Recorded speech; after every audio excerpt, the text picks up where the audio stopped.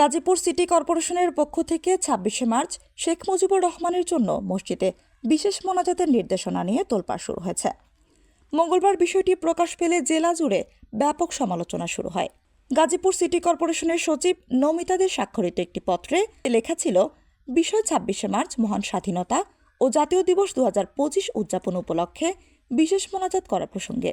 উপযুক্ত বিষয়ের পরিপ্রেক্ষিতে জানানো যাচ্ছে যে আগামী ২৬শে মার্চ মহান স্বাধীনতা ও জাতীয় দিবস ২০২৫ সরকারি সিদ্ধান্ত মোতাবেক দিবসটি যথাযোগ্য মর্যাদায় পালনের অংশ হিসেবে ওই দিন সুবিধাজনক সময়ে আপনার মসজিদে জাতির পিতা বঙ্গবন্ধু শেখ মুজিবুর রহমানের আত্মার মাগফিরাত কামনা, দেশ ও জাতির উন্নতি এবং মুক্তিযুদ্ধের শহীদদের স্মরণে বিশেষ মোনাজাত করার জন্য অনুরোধ করা হলো। গাজীপুর সিটি কর্পোরেশনের ইমাম বা পেশ ইমাম বরাবর এই পত্রটি দেয়া হয়। এ বিষয়ে গাজীপুর সিটি কর্পোরেশনের প্রশাসনিক কর্মকর্তা হামিদা খাতুনের সাথে যোগাযোগ করলে তিনি বলেন, ভুল করে হয়ে গেছে, জরুরি মিটিং থাকায় তিনি খেয়াল করেননি। এ বিষয়ে গাজীপুর সিটি কর্পোরেশনের সচিব নমিতা দে বলেন, গত বছরের চিঠি এডিট করার সময় টাইপিং মিস্টেক হয়েছে।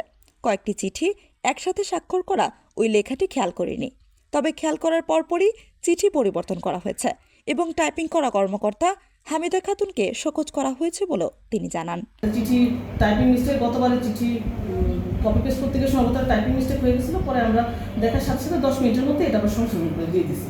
আসলে 8টা-10টা চিঠি একসাথে ছিল, তো এই জন্য হচ্ছে কি প্রথম দু একটা দেখছি ঠিকঠাক আছে, পরে এসে একটু একটা মিটিংয়ে ছিলাম, অন্য থেকে চিঠিটা স্বাক্ষর করেছে, সেজন্য হচ্ছে দ্রুততার সময় দিয়ে দিছে। ওই সময় সংশোধন হয়ে গেছে, ইস্যু করা হয়নি, চিঠি ইস্যু করা হয়নি, জাস্ট স্বাক্ষর হয়েছিল কিন্তু ইস্যু করা হয়নি। এই ঘটনায় স্থানীয়রা ক্ষোভ প্রকাশ করেছেন এবং দ্রুত তদন্ত করে ব্যবস্থা গ্রহণের দাবি জানিয়েছেন।